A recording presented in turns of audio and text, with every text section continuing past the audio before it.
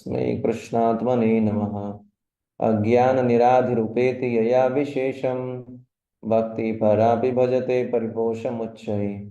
तत्त्वं परं स्फुरति दुर्गमम् अपि अजर्षं षड्गुण्यप्रत्स्वरचितं प्रणमामि गीतम्। निखिलश्रुतिमौलिरत्नमाला द्युतिनिराजिता पादपङ्कजान्ता। अयि मुक्तगुलेरूपस्य मानां परितास्त्वं हरिनाम संशयामि। नीलाचलनिवासाय नित्याय परमात्मने बलभद्रसुभद्राभ्यां जगन्नाथाय ते नमः। मनोजवं मारुतुल्यवेगं जितेन्द्रियं बुद्धिमतां वरिष्ठं वातात्मजं वानरयूथमुखं श्रीरामदूतं शरणं प्रपद्ये। नमस्ते गिरिराजाय श्रीगोवर्धननामिने अशेषक्लेशनाशाय परम आनंददायिने।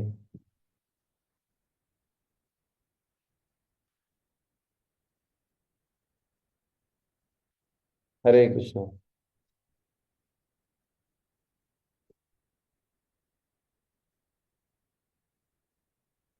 तो आप सब श्रोतागणों का ये भक्ति शास्त्री क्लास में हार्दिक स्वागत है।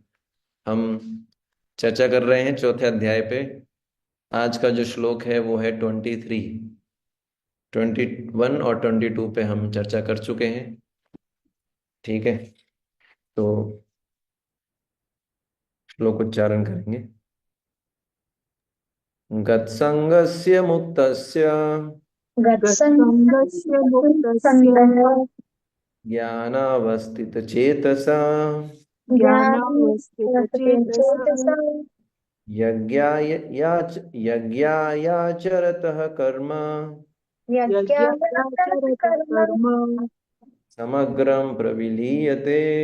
समग्रं प्रविलीयते। अब म्यूट कर सकते हैं आप। जो पुरुष प्रकृति के गुणों के प्रति अनासक्त है और जो दिव्य ज्ञान में पूर्णतया स्थित है, उसके सारे कर्म ब्रह्म में लीन हो जाते हैं। तो ये इसका अनुवाद है। तो इस श्लोक में भगवान यज्ञ करने का शिक्षा दे रहे हैं। यज्ञा याचरतः कर्म, भगवान यज्ञ करने की शिक्षा दे रहे हैं।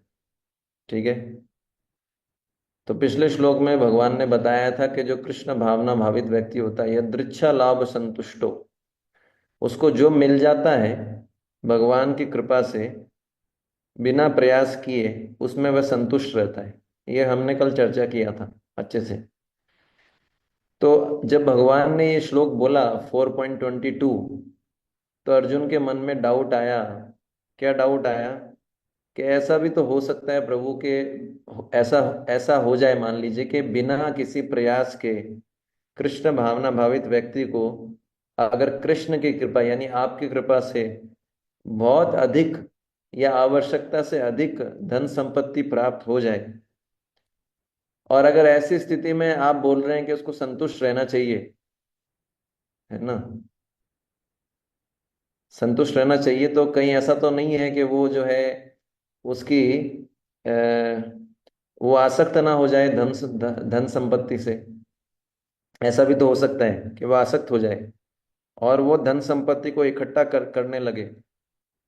समझ पा रहे हैं? मान लीजिए बिना किसी अधिक प्रयास के भगवान की कृपा से जब कुछ धन संपत्ति मिल जाती है, वो भी आवश्यकता से अधिक मिल जाए, तो क्या होगा? हम धीरे धीरे कंफर्ट जोन में चले जाते हैं, क्योंकि हमको ज्यादा प्रयास नहीं करना पड़ा। कंफर्ट जोन में चले जाते हैं, धन से आसक्त हो जाते हैं, फैसिलिटीज से आसक्त हो जाते हैं, संपत्ति से आसक्त हो जाते हैं और उसी को इकट्ठा करने में लग जाते हैं। अगर और कोई अगर ऐसा हो कि धन संपत्ति उसको आवश्यकता से अधिक मिल जाए, और वो तो उसी से आसक्त हो जाएगा, उसके चांसेस है कि वो आसक्त हो जाए। कृष्ण भावना भावित व्यक्ति हो सकता है कि वो आसक्त हो जाए, और अगर आसक्त हो गया, धन इकट्ठा करने में लग गया, तो उसकी सारी चिंता जो है उस धन धन की संपत्ति की रक्षा करने में हो जाएगी। और उसकी चिंता जब उसमें हो जाएगी तो वो भक्ति पे ध्यान नहीं दे पाएगा। ऐसा भी तो हो सकता है। समझ पा रहे हैं प्रॉब्लम? प्रॉब्लम समझ पा रहे हैं? उदाहरण के लिए, जितने हम जैसे मान लीजिए भगवान की कृपा से हमारे मंदिरों में बहुत ऐश्वर्य आता है, उसको हम भगवान की सेवा में लगाते हैं। ऐसे ही जो भक्ति करता है उसको भगवान की कृपा से बहुत कुछ ऐश्वर्य मिलता है।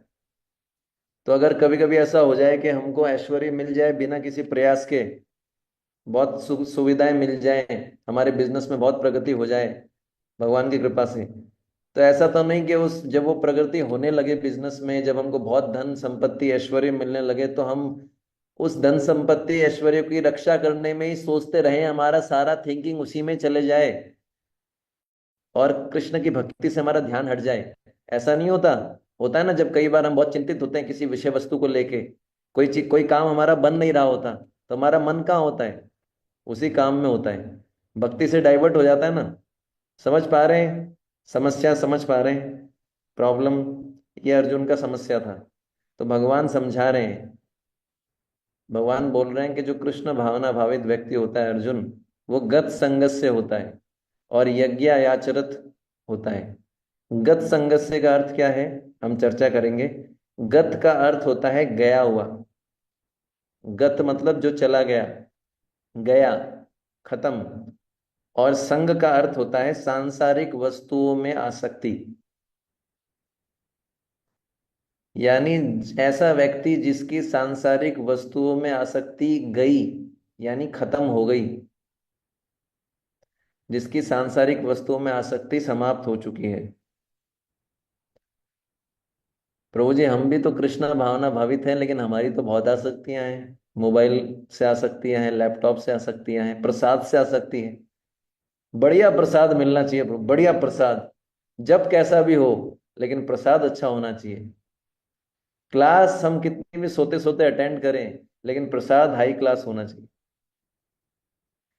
है ना। तो जो कृष्ण भावना भावित व्यक्ति होता है, वो क्या है, सांसारिक वस्तुओं के प्रति अपनी आसक्ति को नष्ट कर लेता है। कैसे करता है नष्ट? क्या सीक्रेट से? वो विचार शक्ति के द्वारा, विचार शक्ति के द्वारा सोचता है, एनालिसिस करता है, विश्लेषण करता है, अपनी विचार शक्ति के द्वारा सांसारिक वस्तुओं के प्रति अपनी आसक्ति को समाप्त कर लेता है। उदाहरण के लिए, जैसे आपने भरत महाराज का पास टाइम सुना है ना, हिरण वाला, हिरण वाली घटना सुनी है। ये घटना सुन के आपको क्या लगा है? आपके मन में एक भय आया होगा जब मैंने पहली बार इस घटना को सुना था कि भरत महाराज हिरण से आसक्त हो गए। भरत महाराज कितनी ऊंची धरातल पे थे भक्ति के, लेकिन क्या गलती हुई? हिरण से आसक्ति के कारण क्या बनना पड़ा? हिरण बनना पड़ा, है ना। जंगल में आए, भगवान की भक्ति की, ऊंचे लेवल पे भाव के स्तर पे पहुंच गए, लेकिन सावधानी हटी, दुर्घटना घटी। तो जो कृष्ण भावना भावित व्यक्ति होता है, जब ऐसी चीजें सुनता है, बुद्धि लगाता है, विश्लेषण करता है, अरे भरत महाराज ने थोड़ा सा गलती किया, हिरण से आसक्ति हो गई, उसके कारण भक्त क्या हो गया? पतन हो गया उनका। अगर मेरी थोड़े से भी धन में आसक्ति हो गई तो क्या होगा? ऐसा सोचता है वो, उसको भय लगता है। वो भगवान से प्रार्थना करता है, हे प्रभु मेरी आसक्ति धन से ना हो, संपत्ति से ना हो, किसी सांसारिक वस्तु में ना चली जाए, मेरी आसक्ति तो आपके चरणों में लगी रहे। तो उसको भय लगता है, वो विचार करता है कि वो, उसको वो भयभीत वो विचार करता है इस प्रकार से, इस प्रकार से विचार करता है। और उस विचार शक्ति के द्वारा वो अपने आप को कंट्रोल रखता है, अपनी आसक्ति को भगवान में लगाने का प्रयास करता है, ना कि संसार में। समझ में आया ना? अपनी विचार शक्ति के द्वारा अपनी आसक्ति को सांसारिक वस्तु की तरफ नहीं जाने देता। ठीक है ना।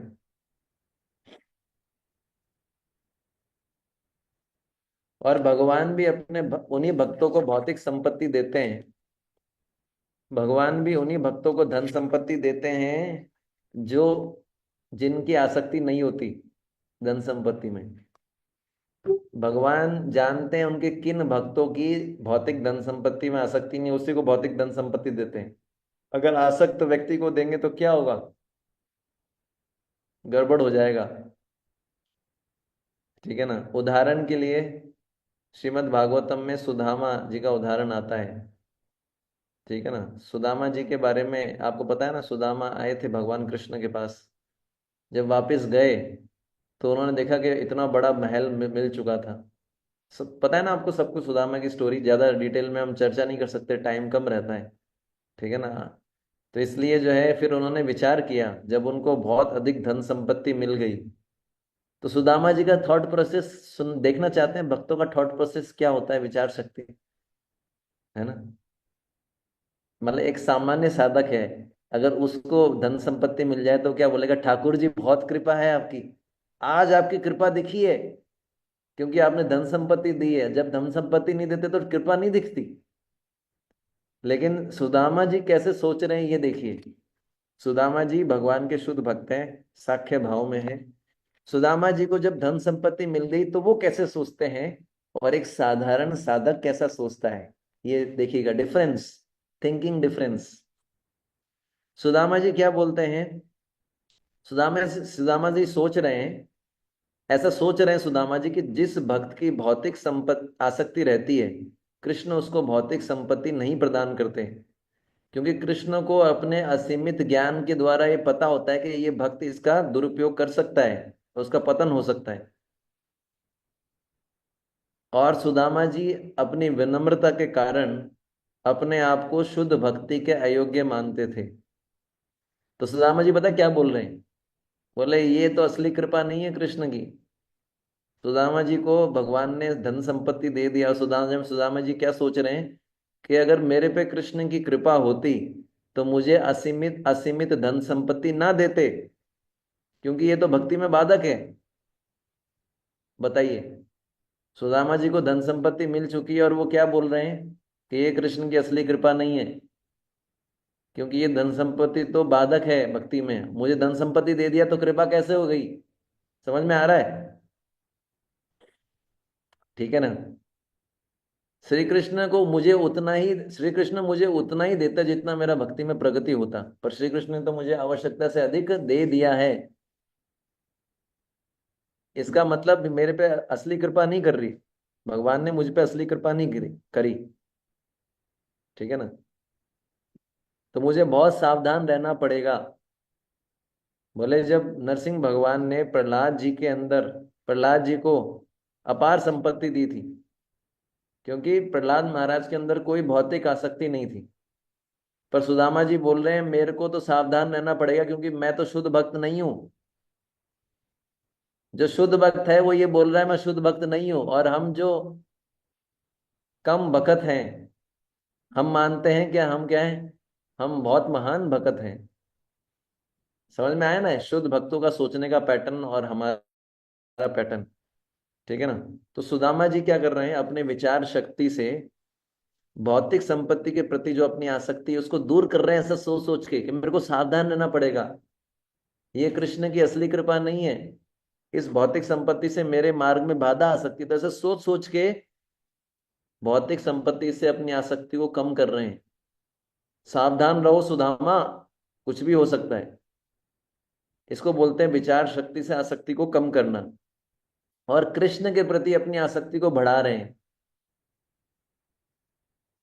तो ऐसा सोचते हुए उन्होंने पूरा जीवन व्यतीत किया, और भोग करते हुए भी, सांसारिक संपत्ति का भोग करते हुए भी वो फंसे नहीं संसार में। ऐसा होना पड़ेगा। समझ में आया। तो ये है गत संगस्य। फिर बताया गया मुक्तस्य। तो मुक्तस्य का एक अर्थ होता है माया की सेवा से मुक्त हो जाता है।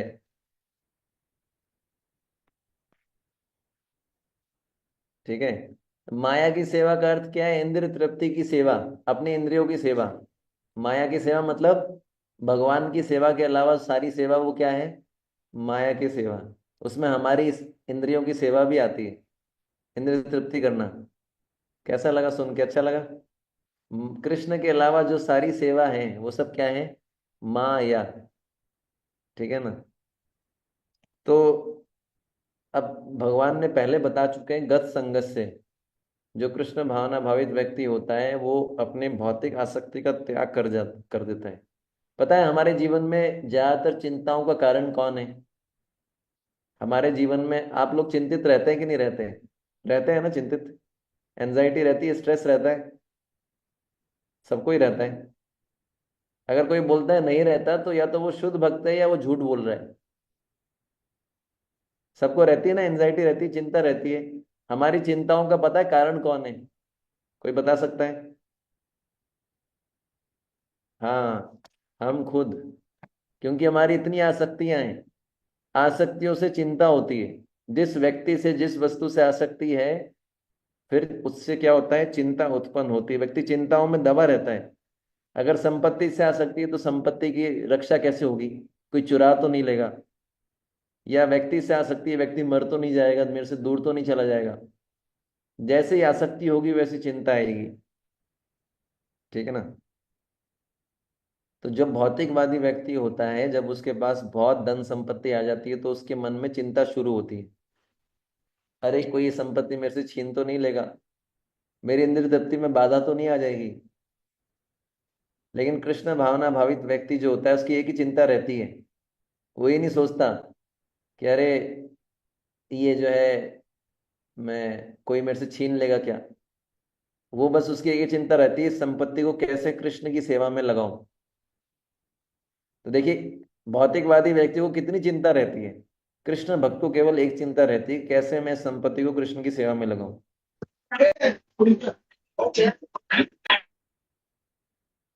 तो कृष्ण भावना भावित व्यक्ति जो है, इस चिंता में लगा रहता है कि मैं कैसे इस संपत्ति को, कैसे इन लोगों को भगवान की सेवा में लगाऊं। तो इसलिए बाकी चिंताओं से मुक्त रहता है। और सामान्य भौतिकवादी लोग जो होते हैं, वो अलग अलग प्रकार की चिंताओं में लगे लगे रहते हैं। क्यों? क्योंकि कृष्ण के लिए चिंता नहीं लेते। जो कृष्ण के लिए चिंता लेता है, माया की चिंता से मुक्त हो जाता है, माया की सेवा से मुक्त हो जाता है। तो सुदामा जी को पता है क्या चिंता थी? सुदामा जी भागवतम में बोलते हैं, मेरी तो एक ही प्रार्थना है, मुझे एक ही चिंता है कि जन्म जन्म श्री कृष्ण का प्रेम, उन्हीं की हितैषिता, उन्हीं की मित्रता, उन्हीं की सेवा प्राप्त हो। मुझे संपत्ति की कोई आवश्यकता नहीं है। मेरा कृष्ण के चरणों में अनुराग बढ़ता रहे, उनके प्रेमी भक्तों का संग सदा प्राप्त हो। ये चिंता होनी चाहिए। भक्तों का ये चिंता होता है कि कैसे कृष्ण के चरणों में मेरी आसक्ति बढ़े, कैसे मुझे भक्तों का संग मिलता रहे। ऐसा तो नहीं कि मेरे को भक्तों का संग ना मिले, उसको चिंता होती है भक्तों का संग छिन जाएगा तो, कृष्ण के प्रति आसक्ति नहीं हो पाई तो, कृष्ण की सेवा नहीं मिल पाई तो चिंतित होता है। हमारी तरह खुश नहीं होता, अरे वो अच्छा हुआ सेवा नहीं मिली, जान छूटी, आह अच्छा इसको मिल गई। ये हम है। एक तरफ तो हमें, हमसे कोई सेवा छीन ली जाती है, कोई ले लेता है तो हमको बड़ा सुखी होता है, अच्छा हुआ वो प्रभु जी आप कर लो ना सेवा। एक तरफ हम है जो है कम बखत, और एक तरफ जो भक्त हैं, वो उनको दुख होता है, अरे मेरे से सेवा चली गई, मेरे हाथ से दुखी होता है वो। खैर इसको तो हम नहीं समझ सकते, क्योंकि अभी हम भक्त नहीं बने हैं। जब भक्त बनेंगे तो इसको समझ पाएंगे। तो ये है मुक्ति। मुक्ति का एक अर्थ होता है माया की सेवा से मुक्त, यानी माया की चिंता से मुक्त। मुक्ति का दूसरा, मुक्त, मुक्त शब्द का दूसरा अर्थ होता है हृदय के दोषों से मुक्त। हृदय के दोषों से मुक्त होना। ठीक है ना? चेतो दर्पण मार्जनम भव महादावाग्नि निर्वापणम। हमारे हृदय में काम क्रोध ईर्ष्या इतने सब भरे पड़े हैं, ठूस ठूस के, है ना? यही निकलता है बाहर, है ना? भरे भरे हैं कि नहीं भरे पड़े?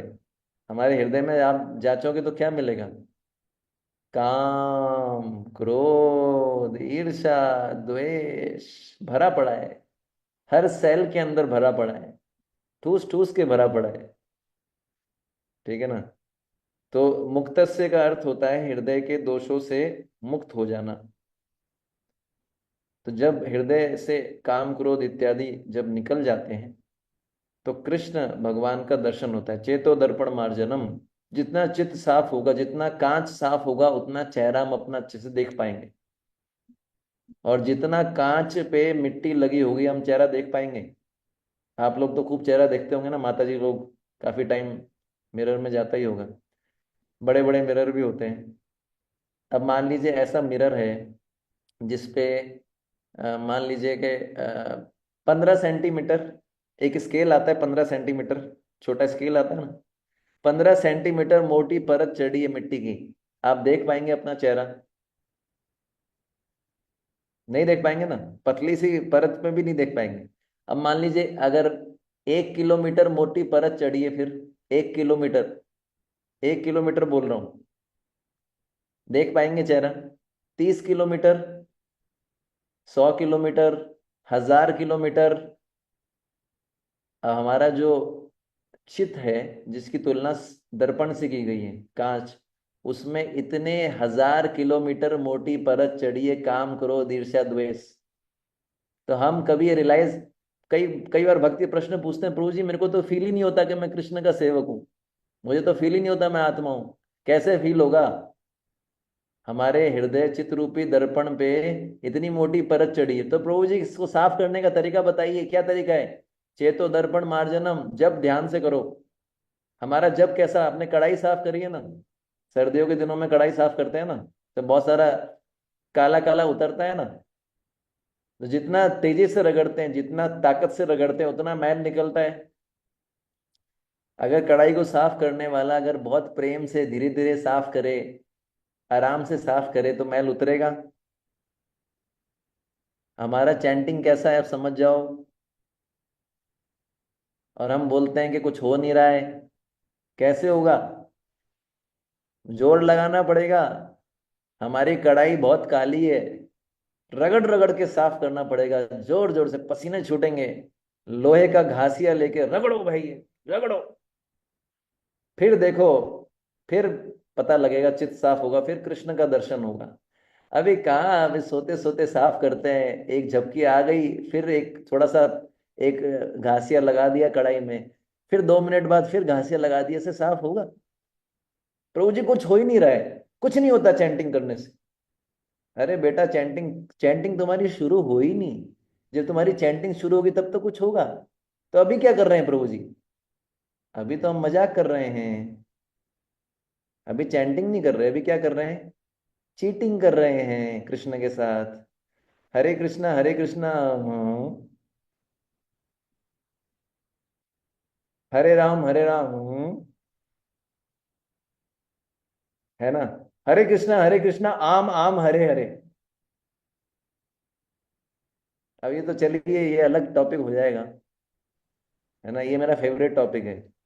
ये हमारा चैंटिंग है, इसको बोला गया चीटिंग।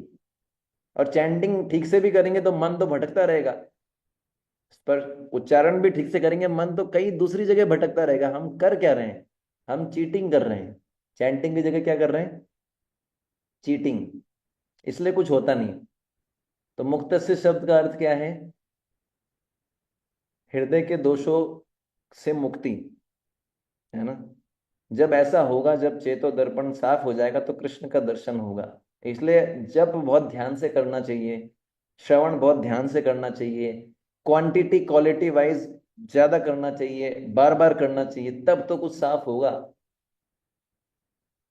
ठीक है, फिर भगवान बोलते हैं ज्ञान अवस्थित चेतसा। तो जो कृष्ण भावना भावित व्यक्ति होता है, उसका जो चित्त होता है वो ज्ञान में अवस्थित होता है। समझ में आया? कृष्ण भावना भावित व्यक्ति का जो चित्त होता है वो किस में होता है? ज्ञान में अवस्थित होता है, ज्ञान में स्थित होता है। इसका अर्थ क्या है? पहले हमको समझना पड़ेगा ज्ञान किसको बोला जाता है, तब तो समझेंगे आगे। पहले ज्ञान शब्द को समझना पड़ेगा। भगवान गीता में बोलते हैं 4.34, तद विधि प्रणिपातेन परिप्रश्नेन सेवया उपदेक्ष्यन्ति ते ज्ञानम ज्ञानिना तत्वदर्शिना। समझ में आया? यहाँ पर क्या बोल रहे हैं? ज्ञानिना तत्वदर्शिना ते ज्ञानम। तो भगवान बोलते हैं यदि हम किसी तत्वदर्शी ज्ञानी को प्रणाम करें, यानी गुरु के पास जाएं, उनको प्रणाम करें, उनकी सेवा करें, उनसे प्रश्न करें, तो वो हमको ज्ञान के उपदेश देंगे। है ना? गीता में लिखा हुआ है 4.34, आपने पढ़ा है। और उस ज्ञान को जानकर उसका रिजल्ट क्या होगा?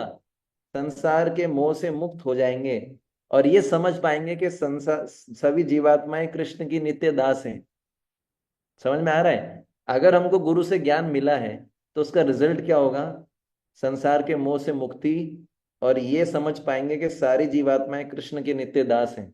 समझ में आ रहा है? आप लोग सुनते हैं ना, प्रवचन सुनते हैं ना गुरु जी से? अभी तक मोह से मुक्त हो पाए मोह से मुक्त, ये समझ पाए कि सारी जीवात्माएं भगवान के जो है अंश है, नित्य दास है, समझ पाए? क्यों नहीं समझ पा रहे? क्योंकि ज्ञान मिला ही नहीं है। ज्ञान क्यों नहीं मिला? ज्ञान तो दिया गया है, पर तद विधि नहीं हो रहा। नहीं, प्रणिपातेन नहीं हो पा रहा, परिप्रश्नेन और सेवया, ये तीन चीजें ठीक से नहीं हो पा रही, इसलिए ज्ञान नहीं मिल पा रहा है। इसलिए ज्ञान नहीं मिलने से क्या हो रहा है? मोह बना हुआ है। सभी जीवात्माओं को हम भगवान के नित्य सेवक के रूप में नहीं देख पाते। तो ज्ञान का अर्थ क्या है? अब मैं आ रहा हूं मेन पॉइंट पे। ज्ञान का अर्थ है ये समझना कि कृष्ण की सेवा करने से मैं हर प्रकार से सुरक्षित रहूंगा। ज्ञान का एक अर्थ है ये जानना कि कृष्ण की सेवा करने से मेरी हर प्रकार से सुरक्षा होगी। केवल कृष्ण की सेवा करने से मेरी हर प्रकार से सुरक्षा होगी, ये जानना। ये जानना कि अगर मैं कृष्ण की सेवा में नहीं लगूंगा तो माया की सेवा में मुझे लगना ही पड़ेगा, और माया की सेवा में लगूंगा तो जन्म मृत्यु के चक्र में भटकना पड़ेगा। जैसे कोई व्यक्ति अगर सरकार के नियमों का पालन ना करे तो फिर पुलिस उसको जेल में डाल देगी। अगर कृष्ण की सेवा नहीं करेंगे, कृष्ण के नियमों का पालन नहीं करेंगे, तो माया देवी हमको पकड़ के संसार में, जिसको दुर्गा बोला गया है, दुर्ग, भटकाएगी। तो ज्ञान का अर्थ क्या है? पहला अर्थ है ये जानना कि कृष्ण की सेवा में मैं हर प्रकार से सुरक्षित रहूंगा। अगर मैं कृष्ण की सेवा नहीं करूंगा तो मुझे माया की सेवा करनी पड़ेगी। और माया की सेवा का अर्थ है पुनरअपि जन्म पुनरअपि मरणम। इसको बोलते हैं ज्ञान। अ, समझ में आया आपको? पहला अर्थ है ज्ञान का ये। दूसरा अर्थ है ज्ञान का ये समझ जाना, इसको समझ जाना कि भगवान दिव्य है, उनके गुण अनंत हैं। ये समझ जाना ज्ञान, ये ज्ञान का दूसरा अर्थ है क्या है? ये समझ जाना कि भगवान दिव्य हैं, उनके गुण अनंत हैं। समझ गए आप?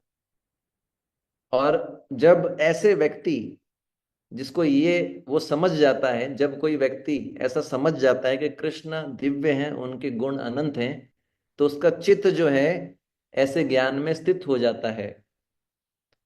और उसका रिजल्ट क्या होगा? हमेशा कृष्ण का गुणगान करेगा। तो अभी हम लोगों से हमेशा कृष्ण का गुणगान होता है? होता है? नहीं होता है। क्यों? क्योंकि अभी हम ये समझ नहीं पाए कि कृष्ण दिव्य हैं और उनके गुण अनंत हैं, क्योंकि हमको असली ज्ञान आया नहीं है अभी। समझ में आया? प्रभु जी हम तो बहुत सुनते हैं, हम तो बहुत पढ़ते हैं, है ना, कुछ हो ही नहीं रहा है, ज्ञान आ ही नहीं रहा है। ज्ञान ये है, श्रीमद् भागवतम में प्रहलाद महाराज 7वें स्कंद के, अब प्रभु जी हम सुनते तो हैं, लेकिन जो सुनते हैं ना उस समय भी हमारा मन बहुत भटकता है। दूसरी बात, हम कितना सुनते हैं? 24 घंटे में 2 घंटा सुन लिया तो हमको ऐसा लगता है ओहो बड़ा उपकार कर दिया हमने वक्ताओं पे। किसका उपकार कर रहे हो भाई सुन के? किसके किसका लाभ में किसको लाभ मिल रहा है भाई? 24 घंटे में से 2 घंटा सुन रहे हैं और ये सोचते हैं हमने एहसान कर दिया भगवान पे, वक्ता पे। और 22 घंटे माया में रहते हैं और 2 घंटे सुन के सोचते हैं कि भाई हम माया से बाहर निकल जाएंगे। इतना आसान है? और 2 घंटे का क्वालिटी कैसा रहता है सुनने का? कितने ही भक्त हैं जो वीडियो ऑफ करके सुनते हैं, पता नहीं क्या कर रहे होंगे, सब्जी बना रहे होंगे, चपाती बना रहे होंगे। इसको सुनना नहीं बोला जाता, इसको बोला जाता है फॉर्मेलिटी। भाई अपने साधना कार्ड में लिख के भेजना है, प्रभु जी मैंने सुना। अरे तुमने सुना या क्या किया तुम? सुनना मतलब पूरा एक टक, पूरे ध्यान के साथ कॉपी पे नोट्स बनाना, विचार करना, सोचना, इसको बोलते हैं सुनना। तो ये हमारा सुनना है। उस पे भी हम कितना कम सुन पाते हैं। और फिर हमको रिजल्ट चाहिए 100%। आप समझ पा रहे हैं ना कहने का अर्थ? तो ज्ञान का दूसरा अर्थ मैंने बताया है, इसको समझ जाना कि कृष्ण दिव्य हैं, उनके गुण अनंत हैं। और जब कोई इसको समझ जाता है तो नेचुरली कृष्ण को ग्लोरीफाई करने की इच्छा होगी, रोक नहीं पाएगा अपने आप को। जब किसी व्यक्ति से आप आसक्त होते हैं तो उसके बारे में बात करने की इच्छा होती है कि नहीं होती है? कृष्ण के बारे में होती है क्या बात करने की इच्छा?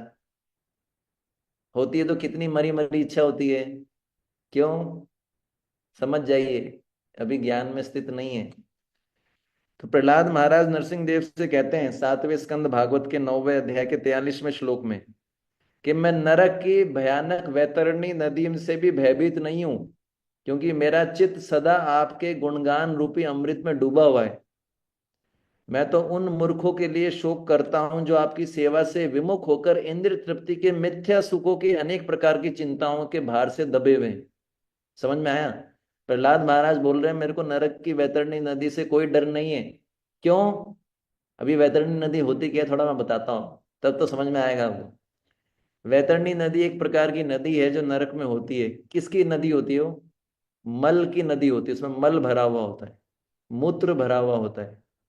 मल मूत्र और रक्त, खून, इससे भरी हुई होती है वो नदी।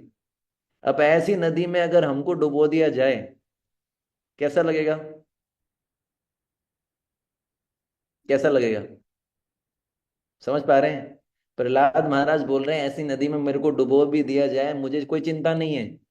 अरे ऐसा क्या प्रहलाद महाराज को अनुभव हो रहा है जिसके कारण उसको इनका चिंता नहीं हो रहा? प्रहलाद महाराज बोल रहे हैं क्योंकि मेरा शरीर भले ही वैतरणी नदी में डूब रहा हो, लेकिन मेरा मन, चित्त आपके गुणगान रूपी अमृत में डूबा हुआ है। यानी शरीर भले ही कुछ भी किसी में भी डूब रहा हो, लेकिन प्रहलाद महाराज का मन कहाँ है? भगवान के गुणगान में। उसको अमृत रूपी समुद्र बताया गया है। यानी अगर हमारा मन, चित्त भगवान के गुणगान में डूबा रहे तो शरीर के साथ कुछ भी होगा उससे ज्यादा प्रभाव नहीं पड़ता। समझ में आ रहा है? यानी इतना आनंद मिल रहा है प्रहलाद महाराज को भगवान के गुणगान करने में कि मुझे कोई परवाह नहीं है, मैं वैतरणी नदी में भी डूब जाऊं। इसको बोलते हैं ज्ञान। ठीक है ना? तो ज्ञान जो है वो पूर्ण व्यक्ति से ही प्राप्त करना चाहिए। अपूर्ण स्रोत से ज्ञान प्राप्त करेंगे तो अपूर्ण ही रहेगा। पूर्ण कौन है? भगवान कृष्ण या उनके प्रतिनिधि, उन्हीं से ही ज्ञान प्राप्त करना चाहिए, तभी वो पूर्ण कहलाएगा। समझ में आया?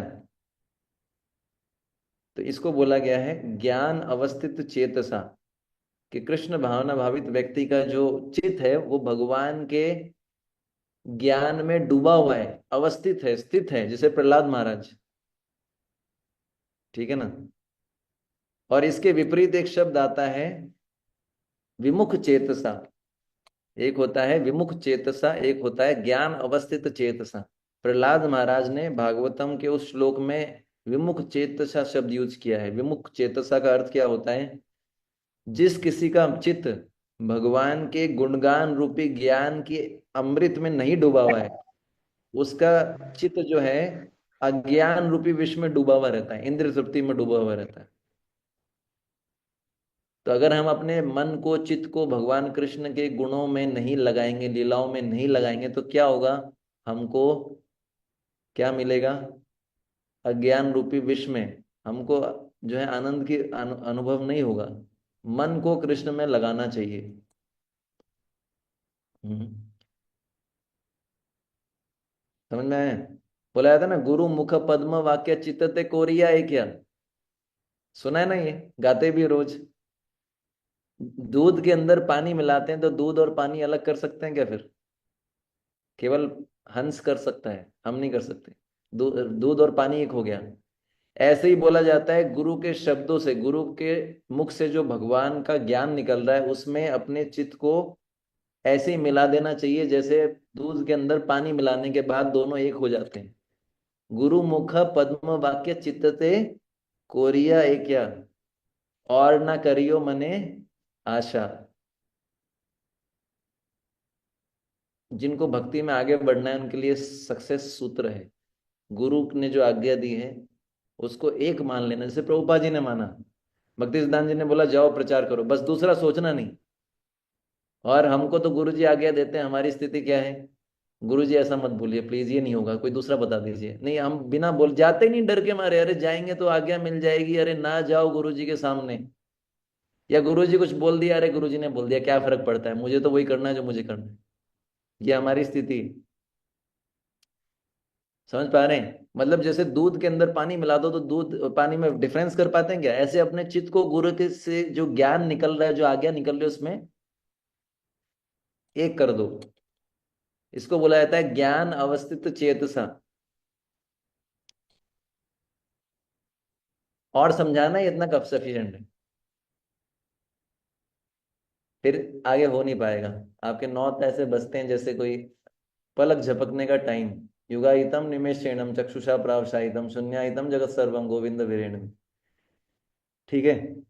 शायद नरसिंह प्रभु मेरे को डांटेंगे, बोलेंगे तुमको गीता क्लास लेने के लिए नहीं बोला था, तुमको भक्ति शास्त्री बढ़ाने के लिए बोला। तो फिर भगवान आगे बोलते हैं यज्ञाय आचरतः। जो कृष्ण भावना भावित व्यक्ति होता है वो यज्ञ के लिए आचरण करता है।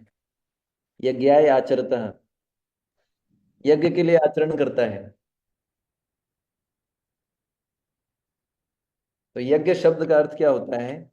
पूजन। यज्ञ के शब्द का साधारण अर्थ होता है पूजन की क्रिया, पूजने की क्रिया, पूजना, पूजा करना।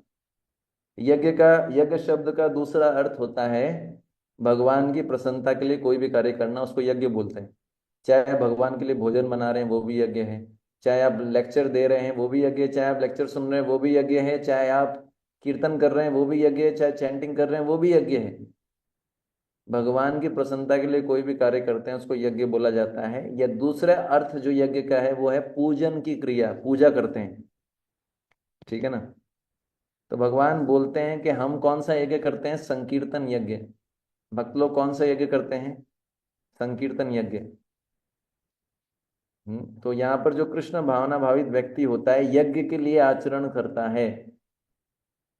कृष्ण भावना भावित व्यक्ति यज्ञ के लिए क्या करता है? आचरण करता है। यानी उसका हर आचरण यज्ञ बन जाता है, उसका हर कार्य भगवान की प्रसन्नता के लिए होता है, उसका हर कार्य भगवान की पूजा के लिए होता है। वो जैसे भगवान बोलते हैं गीता के 3 अध्याय के 13वें श्लोक में कि जो लोग यज्ञ का उच्चिष्ट का भोजन करते हैं वे संत हैं, और जो पापों, और वो पापों से मुक्त हो जाते हैं। तो हम जब भगवान को भोग लगा के खाते हैं तो वो क्या हो गया? यज्ञ का उच्चिष्ट प्रसाद, और हमको पाप नहीं लगता। जो बिना भोग लगाए खाते हैं तो भगवान क्या बोलते हैं? वो क्या खाते हैं? पाप। तो हर, ठीक है ना? तो जो, अब अर्जुन का जो डाउट था, अर्जुन का डाउट ये था कि अगर जो कृष्ण भावना भावित व्यक्ति है उसको आवश्यकता से अधिक अगर संपत्ति मिल जाए तो कहीं वो आसक्त तो नहीं हो जाएगा। भगवान बोल रहे हैं उसको अगर आवश्यकता से अधिक संपत्ति मिल जाती है तो वो उसको कृष्ण भावनामृत में लगाता है, यज्ञ में लगाता है, कृष्ण की प्रसन्नता के लिए लगाता है। जैसे 6 गोस्वामी थे, है ना? त्यक्त्वा तूर्णमशेषमण्डलपति श्रेणी सदातुच्छुवत्। तो 6 गोस्वामी थे, रूप सनातन, भट्ट रघुनाथ, श्री जीव गोपाल भट्टदास रघुनाथ। तो ये जो 6 गोस्वामी थे ये खुद तो रहते थे पेड़ के नीचे और भगवान के लिए बड़े बड़े मंदिर बनवाते थे, और हम लोग रहते हैं महलों में और भगवान को एक छोटा सा मंदिर कमरे में बना के दे देते हैं। महान है हम, जय हो, हमारी जय हो, है ना? मुर्दाबाद मुर्दाबाद हमारे लिए, गोस्वामी के लिए जय हो, हरि बोल। ठीक है ना? समझ में आया आपको? गोस्वामी एक पेड़ के नीचे रहते थे, अलग अलग पेड़ों के नीचे रहते थे हर रोज। ठीक है? और भगवान के लिए बड़े बड़े मंदिर बनाते थे उन्होंने। ठीक है ना? तो कहने का अर्थ क्या है? खुद रूखा सूखा खाते थे और भगवान के लिए 56 भोग बनवाते थे। और हम, हमारा गुणगान करूं मैं? हम लोग का गुणगान सुनना चाहते हैं? और ये इतना सफिशिएंट है, इतना सफिशिएंट है। आज का डोज हो गया, ज्यादा डाइजेस्ट नहीं कर पाएंगे तो इतना ही करते हैं। तो वो जो है अपने लिए रूखा सूखा खाते थे और भगवान के लिए 56 भोग बनवाते थे। तो कृष्ण भावना भावित व्यक्ति जो है वो क्या करेगा? उसके पास एक्स्ट्रा धन आएगा तो क्या करेगा, भगवान के प्रचार में लगाएगा, मतलब भगवान के लिए ही करेगा सब कुछ। जैसे प्रभुपाद जी ने इतना बड़ा आंदोलन खड़ा किया, प्रभुपाद जी ने अपने टाइम में 108 मंदिर बना दिए, ठीक है ना, इतने सारे ग्रंथ छापे, ये सब यज्ञ है। तो कृष्ण भावना भावित व्यक्ति की सेवा में लगा देता है, लोगों को कृष्ण की सेवा में लगा देता है। आगे चलें, फिर भगवान बोलते हैं कर्म समग्रम प्रविलीयते। कर्म समग्रम प्रविलीयते, जो कृष्ण भावना भावित व्यक्ति होता है उसके संपूर्ण क्रम कर्म क्या होते हैं, प्रविलीयते। प्रविलीयते का अर्थ क्या होता है, पहले समझना पड़ेगा विलीयते के अर्थ क्या होता है। विलीयते, विलीयते का अर्थ होता है घुल जाना। विलीयते का अर्थ क्या है, घुल जाना। उसके आगे प्र लगता है, प्र, यानी प्रकृष्ट रूपेण घुल जाना, अच्छी प्रकार से घुल जाना। आपने कभी पानी के अंदर चीनी मिलाई है, तो घोलना पड़ता है ना अच्छे से, फिर भी चीनी जो है नीचे जमा हो जाती है, देखिए ना आपने, ठीक है ना। कभी नमक मिला है पानी में, नमक इकट्ठा होता है, नमक अच्छी प्रकार से घुल जाता है पर चीनी अच्छी प्रकार से नहीं घुल पाती। समझ में आया, ठीक है। तो भगवान ने कहा था, भगवान ने बोला था कि पिछले श्लोक में बोला था कि कृष्ण भावना भावित व्यक्ति कर्म करते हुए भी बनता नहीं है, ठीक है ना। तो अर्जुन का डाउट था अगर बन जाए तो यहाँ पर भगवान बता रहे हैं कृष्ण भावना भावित व्यक्ति कर्म, उसके जो कर्म होते हैं वो नमक से तुलना किया गया है, और यज्ञ की तुलना की गई जल से। जल की मात्रा अगर अधिक हो, उसमें नमक मिलाया जाए, तो नमक जल में मिलेगा कि नहीं मिलेगा। आपको नमक अलग दिखेगा जल से, जल में कभी नमक मिलाया आपने, नींबू पानी बनाते हैं तो पानी के अंदर नमक मिलाते हैं तो नमक अलग दिखता है क्या जल से, जल में मिल जाता है ना, मिलता है ना जल में, है ना। तो जो कृष्ण भावना भावित व्यक्ति है वो इस प्रकार से कर्म करता है कि उसके कर्म यज्ञ में मिल जाते हैं। यहाँ पर यज्ञ को जल से तुलना किया गया है और उसके कर्मों की तुलना नमक से की गई है। तो कृष्ण भावना भावित व्यक्ति जो भी कार्य करता है, कर्म करता है, उसको यज्ञ यज्ञ रूपी जल में मिला देता है, अर्थात वो भगवान की प्रसन्नता के लिए करता है। तो उसके कर्म जो है वो कर्म रहते हैं। ये आप लोगों के लिए स्पेशल साउंड इफेक्ट आता रहता है ताकि आप लोग सोए नहीं। प्रभु मैंने जी, ये अभी जो उदाहरण बताया प्लीज दोबारा बता दीजिए, ये नमक का और दूसरा। ये किनका आवाज है, मैं पहचान ही नहीं पाया। अच्छा, हरे कृष्ण। हाँ, जैसे कि आपको, जैसे आप पानी के अंदर नमक मिलाते हैं तो नमक मिक्स हो जाता है ना, पूरा नींबू पानी बनाते होंगे तो नमक आसानी से मिक्स हो जाता है, फिर पता नहीं चल पाता कि नमक मिला हुआ है कि नहीं पानी में, जब तक उसको टेस्ट ना करें, घुल गया। उसी प्रकार से कृष्ण भावना भावित व्यक्ति के जो कर्म हैं, जो कार्य हैं, उनको तुलना किया गया नमक से, और यज्ञ की तुलना की गई है जल से।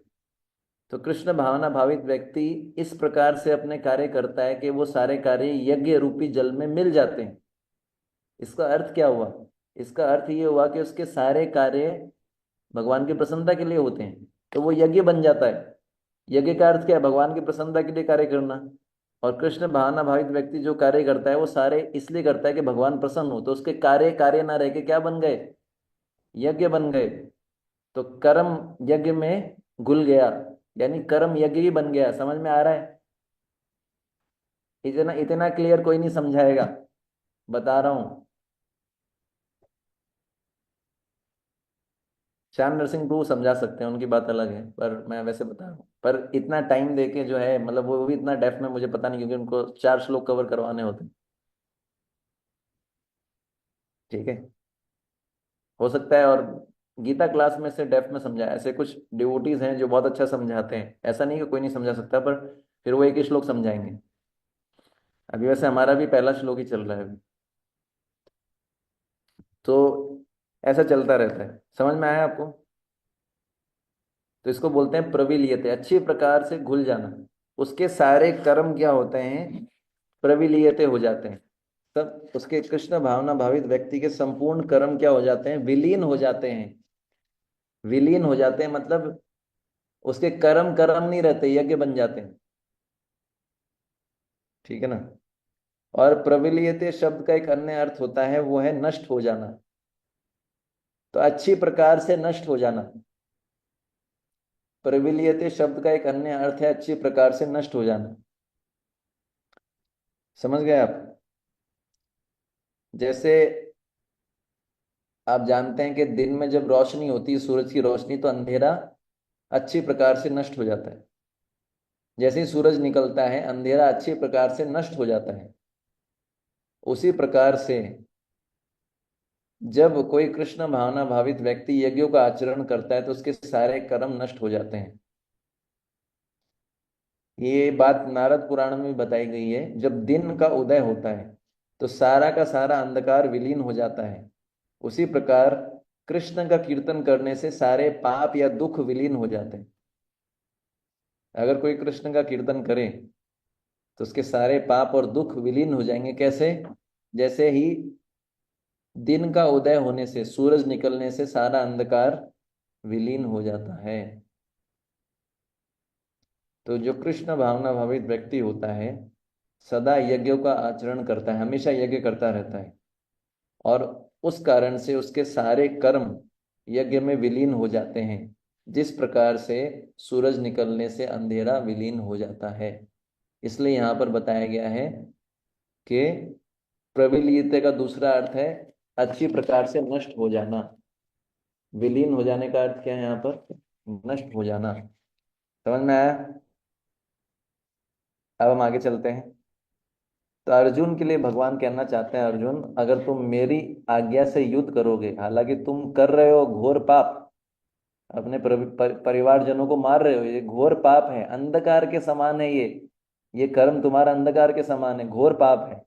लेकिन चूंकि तुम मेरी आज्ञा के लिए, आज्ञा से कर रहे हो, मेरी प्रसन्नता के लिए कर रहे हो, इसलिए ये मेरी आज्ञा क्या है? यज्ञ है। और ये यज्ञ क्या है? सूर्य के समान है। इसमें तुम्हारे परिजनों का वध करना, ये जो घोर पाप है, अंधकार के समान है। और ये मेरी आज्ञा रूपी सूर्य के उदय होने से सारा अंधकार दूर हो जाएगा। यानी अगर तुम मेरे आज्ञा से कर्म कर रहे हो, तो तुम्हारे पाप तुमको नहीं लगेंगे। तुम कर तो पाप ही रहे हो, लेकिन मेरी आज्ञा से कर रहे हो, इसलिए तुम्हारे को पाप का फल नहीं लगेगा। तो ये जो है उस अर्जुन के कर्म यहाँ पर अंधकार के समान है, और कृष्ण की आज्ञा सूर्य के समान है। तो जिस प्रकार से सूर्य निकलता है, अंधकार दूर हो जाता है, उसी प्रकार से कृष्ण की आज्ञा से अगर भले ही घोर कर्म किया जा रहा है, लेकिन वो उसका फल अर्जुन को नहीं लगेगा। समझ में आया? ठीक है ना। लेकिन प्रभुपाद जी ने अनुवाद और तात्पर्य में ब्रह्म शब्द यूज किया है, ब्रह्म। ठीक है ना। अब आप पूरे श्लोक में ब्रह्म शब्द नहीं मिलेगा आपको, लेकिन प्रभुपाद जी ने अनुवाद और तात्पर्य में ब्रह्म शब्द यूज किया है। आप देखिए अनुवाद, उसमें ब्रह्म शब्द आया है। तो ब्रह्म शब्द का प्रयोग क्यों किया गया है? इस प्रश्न का उत्तर हम अगले वाले श्लोक में देखेंगे, है ना। तो ब्रह्म और यज्ञ, ये दोनों आध्यात्मिक वस्तु हैं। चाहे आप ब्रह्म बोलो चाहे यज्ञ बोलो, ये दोनों आध्यात्मिक होते हैं। इसलिए इन दोनों का यूज कर सकते हैं। ठीक है ना। एक दूसरे की जगह, जहां पर यज्ञ है वहां पर ब्रह्म बोल सकते हैं, जहां पर ब्रह्म है वहां पर यज्ञ बोल सकते हैं, क्योंकि ये दोनों आध्यात्मिक हैं।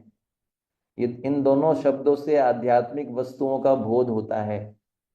यज्ञ मतलब आध्यात्मिक, भगवान की प्रसन्नता के लिए। ब्रह्म शब्द का अर्थ होता है आत्मा। ब्रह्म शब्द का अर्थ होता है भगवान। भगवान के लिए भी ब्रह्म शब्द का प्रयोग किया जाता है। ब्रह्म शब्द का अर्थ होता है भगवान के शरीर से निकलने वाली ज्योति। समझ में आया?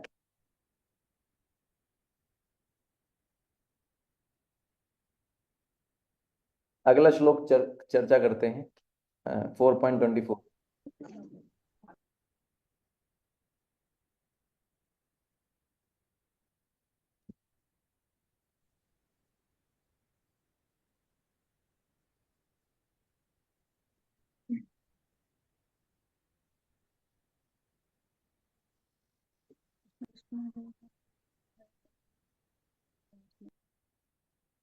ब्रह्मार्पणम ब्रह्म हवीर। ब्रह्म अर्पणं ब्रह्म ब्रह्माग्नौ ब्रह्मणाहुतम्। ब्रह्माग्नौ ब्रह्मणाहुतम् ब्रह्मेव तेन गन्तव्यम्। ब्रह्मैव तेन गन्तव्यम् ब्रह्म कर्म समाधिना। ब्रह्म कर्मसमाधिना। म्यूट कर लीजिए आप लोग। जो व्यक्ति कृष्ण भावनामृत में पूर्णतया लीन रहता है उसने उसे अपने आध्यात्मिक कर्मों के योगदान के कारण अवश्य ही भगवत धाम की प्राप्ति होती है, क्योंकि उसने उसमें हवन आध्यात्मिक होता है और हवि भी आध्यात्मिक होती है। ठीक है। तो इस श्लोक में भगवान ने ब्रह्म शब्द का कितनी बार प्रयोग किया है? 6 बार। 6 बार, बिल्कुल सही बोला आपने। पर आपकी आवाज आ रही है, आपका रूप नहीं दिख रहा है। तो इसलिए जो है, जिन्होंने भी बोला इन्होंने सही बोला, मुझे पता नहीं किन्होंने बोला, पर जो है शायद नित्य रूप देवी माता जी उन्होंने बोला है, तो सही बोला आपने। 6 6 बार, 6 टाइम्स, 6 टाइम्स। तो पिछले श्लोक में हमने चर्चा किया था कि भगवान ने कहा था कि कृष्ण भावना भावित व्यक्ति यज्ञ के लिए आचरण करता है ना। यज्ञ आचरत कर्म, पिछले श्लोक में था कृष्ण भावना भावित व्यक्ति यज्ञ के लिए आचरण करता है, तो उसके सारे कर्म यज्ञ में विलीन हो जाते हैं। प्रविलीयते बताया था पिछली बार, पिछले श्लोक में मैंने इसको समझाया था आपको कि जैसे नमक को मिलाते हैं जल में तो नमक जल में घुल जाता है, उसी प्रकार कृष्ण भावना भावित व्यक्ति के कर्म जो हैं वो यज्ञ में घुल जाते हैं। ठीक है। अब जो है आप जानते हैं कि नदियों से नमक कैसे निकालते हैं, पता है आपको? जैसे आप जाएंगे सांभर, सांभर आता है ना, जब जयपुर के रास्ते से जोधपुर जाते हैं तो बीच में एक जगह आती है सांभर, सांभर लेक, सांभर झील, वहां पर नमक निकालते हैं। सही बोल रहा हूँ मैं, है ना? तो वो नमक कैसे निकालते हैं? वो झील का पानी सूख जाता है और नीचे क्या रह जाता है? नमक। अब अर्जुन देखिए कितनी बुद्धिमानी से सुन रहे हैं। अर्जुन के मन में डाउट आया, प्रभु अभी आप बोल रहे हो कि कर्म यज्ञ में विलीन हो गया, इसलिए कर्म जो है यज्ञ में विलीन हो गया तो कर्म यज्ञ बन गया। आपने अब अर्जुन के मन में ये डाउट आ रहा है कि जैसे नमक जल में विलीन हो जाता है और नमक का अलग से अस्तित्व नहीं होता, लेकिन जैसे ही पानी सुखा दोगे तो नमक अलग हो जाएगा कि नहीं होगा? कितना बुद्धिमान है अर्जुन, सोचिए। पानी सुखाया आपने तो नमक अलग रहता है ना, नदियों में से पानी सूख के नीचे क्या बचता है? नमक।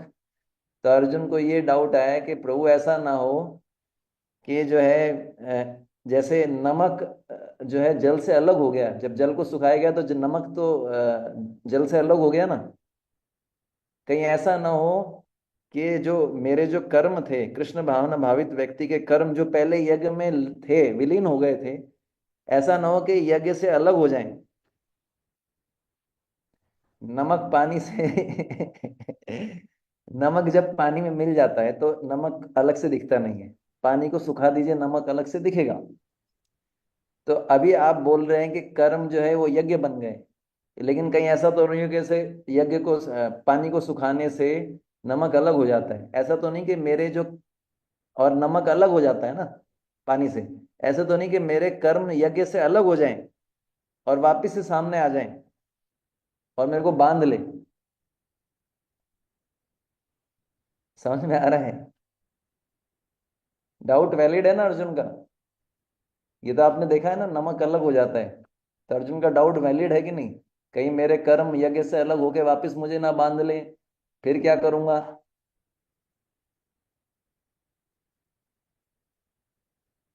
तो भगवान इस श्लोक में उत्तर दे रहे हैं इसका कि अर्जुन ऐसी बात नहीं है, ऐसी बात नहीं है। भगवान बताना चाहते हैं एक जल को दूसरे जल में मिलाओगे, ठीक है, दोनों जल एक में मिल जाते हैं, तो आप जल से एक जल को दूसरे जल से अलग कर सकते हो? तो भगवान बता रहे हैं अर्जुन ऐसा नहीं है। कृष्ण भावना भावित व्यक्ति के कर्म और यज्ञ दोनों ऐसे एक होते हैं जैसे एक जल दूसरे जल में मिल जाता है। अब अलग हो पाएगा?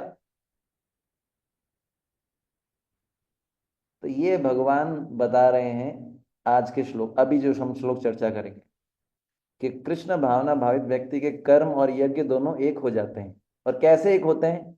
नमक जल में मिलता है ऐसे नहीं, और गहराई से समझा रहे हैं आज के श्लोक, इस श्लोक में भगवान कि बोले जैसे दो पानी को मिला लो तो वो एक पानी बन जाता है, वैसे ही कृष्ण भावना भावित व्यक्ति के कर्म जो है, यज्ञ, ये दोनों एक ही बन जाते हैं। वो अलग अलग नहीं रहते जैसे नमक और पानी रहता है। तो जब वो दोनों एक ही बन गए तो तुम उसको अलग कैसे कर सकते हो? और इसी को बोला गया है वो ब्रह्म हो जाते हैं। कृष्ण भावना भावित व्यक्ति के कर्म और यज्ञ दोनों ब्रह्म बन जाते हैं। तो जब ये दोनों ब्रह्म बन गए, एक ही तत्व बन जाते हैं, तो इनको अलग अलग किया जा सकता है क्या? जब एक ही एलिमेंट बन गए तो इनको अलग नहीं कर सकते। अब इसको और थोड़ा गहराई से समझते हैं। ठीक है, ये तो मैंने आपको थोड़ा सा इसका लिंक बताया पिछले श्लोक से। तो वो यहाँ पर भगवान क्या बोल रहे हैं? ब्रह्मा अर्पणम। ब्रह्म अर्पणम, ब्रह्म अर्पणम का अर्थ है ब्रह्म को अर्पण किया, ब्रह्म को अर्पण किया। ठीक है, अब ब्रह्म शब्द का अर्थ क्या है ये इसको समझना पड़ेगा। श्रीमद् भागवतम के पहले स्कंद के दूसरे अध्याय के 11वें श्लोक में सूत बोलते हैं, सूत गोस्वामी नैमिषारण्यों के ऋषियों से बोलते हैं, क्या बोलते हैं? 11 श्लोक का है, वदन्ति प्रभु जी तत्त्वं यद्ज्ञानमद्वयं ब्रह्मेति परमात्मेति भगवान इति शब्दे। बोलिए। प्रभु जी प्लीज ये रेफरेंस एक बार फिर देंगे, श्रीमद् भागवतम का कौन सा canto? 1 to 11, 1 to 11, first canto second chapter 11th verse. तो बोल रहे हैं कि भगवान को परम सत्य को तीन नामों से पुकारा जाता है, ब्रह्म, परमात्मा और भगवान। ये आप सब जानते हैं, मैं ज्यादा डिटेल में नहीं जाऊंगा, ये कई बार बताया जा चुका है आपको, है ना। तो प्रश्न उठता है, मतलब प्रश्न उठता है भगवान ने यहाँ पर ब्रह्म शब्द का प्रयोग क्यों किया? यहाँ पर भगवान भगवान शब्द का भी तो बोल सकते थे। भगवान, समझ रहे हैं? ब्रह्म अर्पणम का अर्थ होता है कृष्ण को अर्पण करना, सिंपल सी चीज है। ब्रह्म का अर्थ होता है भगवान, तो भगवान ऐसे भी तो बोल सकते थे कृष्ण भगवान अर्पणम, है ना। भगवान शब्द का भी तो प्रयोग कर सकते थे, ब्रह्म शब्द का प्रयोग क्यों किया? इनडायरेक्ट शब्द का प्रयोग क्यों किया? क्योंकि परम सत्य को तीन स्तर में जाना जाता है, ब्रह्म, परमात्मा और भगवान। और हम ये भी जानते हैं कि जो भगवान को साकार रूप में देखते हैं, उनकी पूजा करते हैं, उनको वो भगवान के स्तर, मतलब समझ पा रहे हैं? मैं वापस बताता हूँ, एक है ब्रह्म, एक है परमात्मा, एक है भगवान। ये भगवान ब्रह्म मतलब भगवान के शरीर से जो ज्योति निकलती है उसको ब्रह्म बोलते हैं, ब्रह्म ज्योति। तो जो जो आध्यात्मवाद योग में तीन स्तर होता है, एक होता है एक होते हैं एक होते हैं ज्ञानी, एक होते हैं योगी, एक होते हैं भक्त। ये तीन प्रकार के आध्यात्मवादी होते हैं। ज्ञानी मतलब जो भगवान को ज्योति मानते हैं कि भगवान ब्रह्म है। योगी मतलब जो भगवान को परमात्मा मानते हैं और उनका ध्यान करते हैं। भक्त मतलब जो भगवान का एक रूप मानते हैं कि भगवान का रूप है, इनको भूख लगती है, इनकी इच्छाएं हैं, ये हमसे आदान प्रदान कर सकते हैं, बोल सकते हैं, इनको बोलते हैं भक्त। इसमें से श्रेष्ठ बताया गया है जो भगवान की पूजा एक साकार रूप में करते हैं, जिनको भगवान बोला गया है। ठीक है, तो भगवान यहाँ पर डायरेक्ट भगवान भी तो लिख सकते थे, बार बार ब्रह्म शब्द का प्रयोग क्यों कर रहे हैं? क्योंकि आया तो कृष्ण के लिए ही है, तो फिर भगवान शब्द भी तो लगा सकते थे ब्रह्म की जगह, क्यों? क्योंकि भगवान ने ब्रह्म शब्द ऐसे लोगों के लिए प्रयोग किया है जिनकी कृष्ण पे श्रद्धा नहीं है लेकिन ब्रह्म में श्रद्धा है। ऐसे आपको लोग मिलेंगे जो कृष्ण को एक सामान्य व्यक्ति मानते हैं, कृष्ण को भगवान नहीं मानते, पर उनकी ब्रह्म में श्रद्धा है। ऐसे कई लोग हैं जो कृष्ण को एक मनुष्य मानते हैं, उनकी कृष्ण में श्रद्धा नहीं होती कि कृष्ण भगवान है, पर उनकी ब्रह्म में श्रद्धा होती है कि भगवान तो एक ज्योति के समान है, भगवान का तो कोई रूप नहीं है। कृष्ण कृष्ण तो एक सामान्य महापुरुष हैं, कृष्ण तो एक पुरुष हैं, महापुरुष हैं, ऐसे लोग आपको मिलेंगे। उनकी कृष्ण में श्रद्धा नहीं होती कि कृष्ण भगवान है, उनकी श्रद्धा होती है कि भगवान तो एक ब्रह्म ज्योति के समान है, तो उनकी ब्रह्म में श्रद्धा ज्यादा होती है। इसलिए भगवान यहाँ पर ब्रह्म शब्द का प्रयोग कर रहे हैं उन लोगों के लिए जिनकी कृष्ण में श्रद्धा नहीं है लेकिन ब्रह्म में श्रद्धा है। समझ में आया? नहीं आया तो भी कोई ऑप्शन नहीं है, आगे चलना पड़ेगा, टाइम कम है। ठीक है, तो इसलिए जो है उन लोगों के लिए उन लोगों के लिए ब्रह्म शब्द काम में लिया गया है जिनकी कृष्ण में श्रद्धा नहीं है, जो ज्यादा बुद्धिमान नहीं है, जिनकी कृष्ण में श्रद्धा नहीं है। इसलिए भगवान 9वें अध्याय में जब अर्जुन को बताते हैं, भगवान अर्जुन को बोलते हैं क्योंकि तुम मुझसे ईर्ष्या नहीं करते हो, मैं तुम्हें सर्वाधिक रहस्य मैं ज्ञान प्रदान कर रहा हूं। आपको पता है ना, भगवत गीता के पहले 6 अध्याय क्या हैं? ज्ञान कर्म योग। लास्ट के 6 अध्याय क्या हैं? कर्म योग ज्ञान योग। बीच के 6 अध्याय क्या हैं? भक्ति योग। तो प्रश्न उठता है कि भगवान ने भक्ति योग को बीच में क्यों रखा? पता है आपको इसका उत्तर? गीता के पहले के 6 अध्याय कर्म योग, लास्ट के 6 अध्याय ज्ञान योग, बीच में डाला है 6 अध्याय भक्ति योग। इसका उत्तर बताया आप यहाँ, बताइए माता जी। हरे कृष्णा प्रभु जी हमको हमारे प्रभु ने समझाया था जब हमारा इनिशियल कोर्स हो रहा था कि जैसे हम एक बहुत प्रेशियस डायमंड होता है उसको एक ऐसे बॉक्स में रखते हैं जहां ऊपर भी कवर है और नीचे भी कवर है, तो सिमिलरली इस ज्ञान और कर्म योग के बीच में भक्ति योग जो कि एक प्रेशियस डायमंड है उसको हमने ऐसे संभाल के रखा है। बिल्कुल सही बताया आपने। बाकी इसका एक और तरीके से समझाया जाता है, सैंडविच। सैंडविच में ऊपर एक लेयर, नीचे एक लेयर, बीच में क्या होता है? मसाला। स्वाद किस में होता है? मसाले में होता है ना। देखा, प्रसाद का नाम लेते ही भक्त इतने खुश हो जाते हैं, इतनी खुशी तो कभी क्लास सुनते समय प्रकट नहीं होती, लेकिन प्रसाद का नाम लेते ही देखिए सबके चेहरे पे स्माइल आ गई।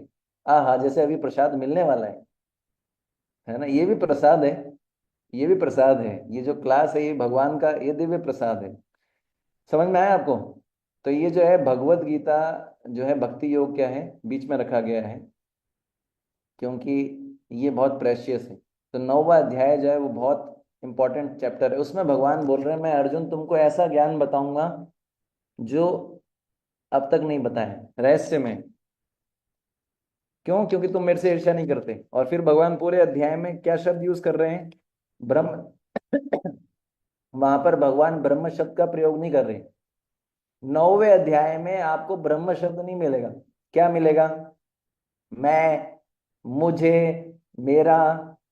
यही सीक्रेट है। भगवान यही सीक्रेट बता रहे हैं कि बोले ब्रह्म शब्द की बात नहीं कर रहे, इनडायरेक्ट चीज की बात नहीं कर रहे। भगवान डायरेक्ट क्या बोल रहे हैं? मैं। अरे ब्रह्म मैं ही हूं, मैं ही हूं, मेरे से ब्रह्म निकला है, खत्म। है ना। तो ब्रह्म अर्पणम 9वें अध्याय के 27वें श्लोक में भगवान मद अर्पणम का जो है शब्द प्रयोग कर रहे हैं, मद अर्पणम। ठीक है। और इस श्लोक में भगवान क्या बता रहे हैं? ब्रह्म अर्पणम। चाहे ब्रह्म अर्पणम करो चाहे मद अर्पणम करो, दोनों एक ही चीज है। इस श्लोक में भगवान बोल रहे हैं ब्रह्म अर्पणम। 9वें अध्याय के 27वें श्लोक में भगवान बोल रहे हैं मद अर्पणम। दोनों किसको जा रहा है? कृष्ण को ही जा रहा है। लेकिन कृष्ण 9वें अध्याय में बोल रहे हैं मुझे अर्पित करो, क्योंकि वहां किसको बोल रहे हैं गीता? अर्जुन को। अर्जुन कौन है? भगवान का भक्त। अब सामान्य व्यक्ति को बोलेंगे तो वो समझ पाएगा कृष्ण की महिमा को, इसलिए बोला गया ब्रह्म अर्पणम। ठीक है। तो भगवान बोल रहे हैं कि मुझे ब्रह्म को अर्पण, ब्रह्म अर्पणम का अर्थ है कृष्ण को अर्पण करना। ठीक है। तो यहाँ पर ब्रह्म शब्द, और दूसरी बात ये भी है, अर्पण किसको किया जाता है? जिसका रूप होगा उसी को तो अर्पण किया जाएगा। मैं आपको मैं आपको ये फूल अर्पित करता हूँ, हे गुरुदेव कृपया मेरे फूलों को स्वीकार कीजिए। बोला ना, प्रणाम अर्पित करता हूँ, बोलते हैं ना, मेरा प्रणाम स्वीकार कीजिए। आई ऑफर माय हम्बल ओबेसियंसेस, बोलते हैं ना, अर्पित किया। अर्पित किसको किया जाता है? जिसका कोई रूप होता है उसी को तो अर्पित किया जाता है। जिसका रूप नहीं होगा उसको अर्पित कर पाएंगे क्या कुछ? ऐसी चीज जिसका रूप नहीं है उसको अर्पित कर पाएंगे कुछ? जैसे आप निकले, हवा, सब जगह हवा है, हवा को कुछ अर्पित कर पाएंगे? हवा का रूप है कुछ?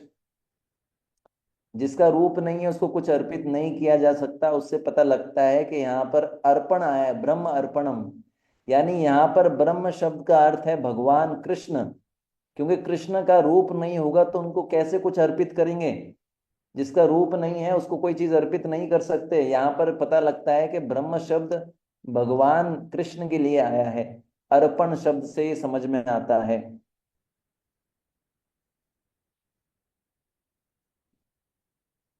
समझ में आया जो मैं समझा रहा हूं?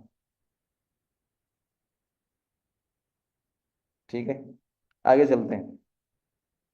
तो ब्रह्म जो होता है, भगवान बोलते हैं ब्रह्म मतलब मेरे शरीर की ज्योति। पर ज्योति को कुछ अर्पित नहीं कर सकते, ज्योति का कोई रूप ही नहीं होता, उसको क्या अर्पित करेंगे? परमात्मा को भी कुछ अर्पित नहीं किया जा सकता। लेकिन भगवान कृष्ण को उनके भक्त भोग अर्पित करते हैं, फूल अर्पित करते हैं। तो यहाँ पर ब्रह्म शब्द भगवान कृष्ण के साकार रूप की अभिव्यक्ति है, भगवान कृष्ण के लिए आया है।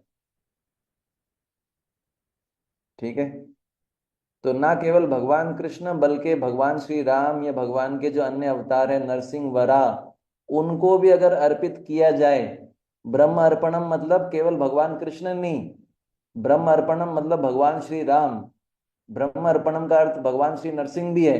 यानी भगवान कृष्ण के जितने अवतार हैं उन सबके लिए ब्रह्म अर्पणम काम में आता है। समझ में आ रहा है?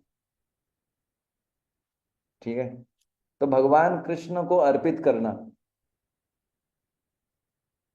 ठीक है ना, भगवान कृष्ण को अर्पित करना चाहिए, ब्रह्म अर्पणम। ठीक है, फिर बताया गया ब्रह्म हवि। तो ऐसे ऐसा वर्णन आता है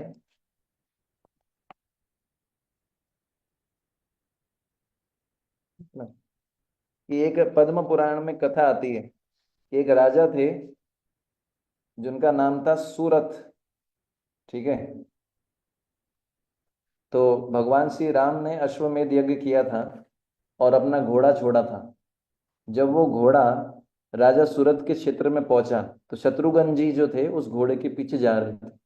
अश्वमेध यज्ञ में क्या होता है, जब कोई घोड़ा छोड़ा जाता है उसको जो राजा रोक लेता है उसको उस राजा से युद्ध करना पड़ता है जिसका घोड़ा है। तो राजा सूरथ ने उस घोड़े को रोक लिया। तो जब उस घोड़े को रोका गया तो राजा सूरथ को धमकी मिली कि भाई तुमको शत्रुघ्न जी के हाथ से तुम्हारा वध हो जाएगा, तुम छोड़ दो घोड़े को। राजा सूरथ ने बोला मैं नहीं छोड़ूंगा, क्योंकि मैं चाहता हूं कि भगवान श्री रामचंद्र स्वयं आए और अपना दर्शन मुझे दें, ताकि मैं उनको अपना सारा संपत्ति, अपना जीवन, अपना राज्य सब कुछ न्यौछावर कर दूं, अर्पण कर दूं। तो राजा सूरथ ने युद्ध किया और आपको पता है शत्रुघ्न जी को क्या किया? शत्रुघ्न जी को मूर्छित कर दिया, बेहोश कर दिया युद्ध करके, हनुमान जी को बांध दिया। इतना पावरफुल लड़ाई किया। और जब हनुमान कुछ समझ में नहीं आया तो हनुमान जी ने भगवान श्री रामचंद्र को याद किया, भगवान श्री रामचंद्र आए और राजा सूरत को दर्शन दिए। राजा सूरत ने अपना सारा संपत्ति, अपना सब कुछ, अपने अपने जीवन को भी भगवान को अर्पण कर दिया। इसको बोलते हैं ब्रह्म अर्पणम। समझ में आया? दूसरा बोला गया है ब्रह्म हवि। इसका अर्थ क्या है? ब्रह्म ही हवि है। हवि शब्द का अर्थ होता है जो यज्ञ करते हैं, यज्ञ कुंड में जो सामग्री डालते हैं उसको क्या बोलते हैं? हवि। यज्ञ किया कभी आपने? इतना सोच के बोलते हैं, रोज तो यज्ञ करते हैं, संकीर्तन यज्ञ नहीं करते रोज। वो वाला यज्ञ किया है, कुंड वाला। उस कुंड वाले यज्ञ के अंदर सामग्री डालते हैं ना, कौन कौन से क्या क्या होता है उसमें? तिल होता है, जौ होता है, घी होता है, ये डालते मधु, हैं ना। नारियल भी होती है। हाँ, है ना, ये डालते हैं, इसको बोलते हैं हवि। जो सामग्री यज्ञ कुंड में डाली जाती है उसको हवि बोलते हैं, पर उसमें सबसे इंपॉर्टेंट होता है गाय का घी। अगर गाय का घी शुद्ध नहीं है तो यज्ञ में अगर मंत्र भी अच्छे से पढ़ लिया तो भी फल नहीं मिलेगा। गाय का घी बड़ा इंपॉर्टेंट है, इसलिए गाय बड़ी इंपॉर्टेंट है। आजकल मिलता है कहीं गाय का शुद्ध घी? मिल भी जाए तो बहुत महंगा मिलता है। और यज्ञ में घी कैसे लगता था, जैसे नल खोला है आपने, जब नल के अंदर पानी आता है तेजी से तो कैसे पानी गिरता है। पहले के राजा जब यज्ञ करते थे वो ऐसा घी बहाते थे जैसे टोटी में से पानी आता है। इतना घी बहाएगा कोई आज कलयुग में? इसलिए वो वाले यज्ञ बंद है आज। वो यज्ञ करना त्रेता युग का धर्म है। अभी ना तो किसी के पास ऐसे ब्राह्मण है जो मंत्र बोल पाएंगे, ना इतना घी है। इसलिए बोला गया भाई आप सिंपल हरे कृष्णा करो। ठीक है। तो ब्रह्म की हवि का अर्थ क्या है? ब्रह्म ही हवि है। ब्रह्म का अर्थ हुआ भगवान कृष्ण। हवि मतलब यज्ञ में कुंड में जो डालने वाली सामग्री है, यानी जो सामग्री हम अ, यज्ञ कुंड में डालेंगे वो भी ब्रह्म है। ब्रह्म की हवि और ब्रह्म ही हवि। यहाँ पर ब्रह्म हवि शब्द के दो अर्थ निकलते हैं, एक तो है ब्रह्म की हवि, एक ब्रह्म ही हवि। तो ब्रह्म की हवि का अर्थ है कृष्ण की हवि, यानी भगवान कृष्ण की हवि का अर्थ क्या है? यज्ञ में जो सामग्री डालते हैं। तो यानी हम जो भी यज्ञ में भगवान कृष्ण को अर्पित करते हैं वो कृष्ण की ही सामग्री है, कृष्ण की ही वस्तु है। हमारा कुछ भी नहीं है। तेरा तुझको अर्पण, ऐसा बोलते हैं ना, क्या लागे मेरा। तो हम यज्ञ में जो भी करते हैं, जो भी डालते हैं, भगवान कृष्ण का ही होता है, पर उन्हीं को अर्पित करते हैं। हमारा कुछ भी नहीं होता। तो हम जो भी करते हैं कृष्ण, हमारे को जो भी, हमारा शरीर भी हमारा नहीं है, हम भी हमारे नहीं है, हम कृष्ण के हैं, हमारा शरीर कृष्ण का है। संसार में जो भी सामग्री है सब कृष्ण की है। हम इसी सामग्री को काम में लेके कृष्ण की सेवा कर रहे हैं। यानी ब्रह्म की हवि का अर्थ है कृष्ण की प्रसन्नता के लिए कृष्ण की शक्ति को कृष्ण की सेवा में लगाना। एक अर्थ ही है। दूसरा है ब्रह्म ही हवि। एक तो मैंने बताया ब्रह्म की हवि, एक मैंने बताया ब्रह्म ही हवि, यानी जो यज्ञ कुंड में सामग्री डालते हैं वो भी कृष्ण है। इसका अर्थ क्या है, इसको कैसे समझे? कलयुग के अंदर कुंड वाले यज्ञ करने के लिए मना किया गया है। कलयुग में कौन सा यज्ञ बताया गया है? संकीर्तन यज्ञ, संकीर्तन यज्ञ। है ना। तो जो संकीर्तन यज्ञ है उसके लिए आप देखते हैं कि कुंड क्या है? एक कान। कुंड क्या है? कान। चम्मच क्या है? जीव। चम्मच से जो सामग्री डाला जाता है वो क्या है? हरे कृष्ण महामंत्र। तो यहां से चम्मच उठाई, हरे कृष्णा हरे कृष्णा, यहां से मंत्र जा रहा है और ये कुंड में जाके स्वाहा, हरे कृष्णा कृष्णा कृष्णा हरे हरे, हरे राम राम। हमारे केस में पता है क्या होता है? हमारा जो है हरे कृष्णा हरे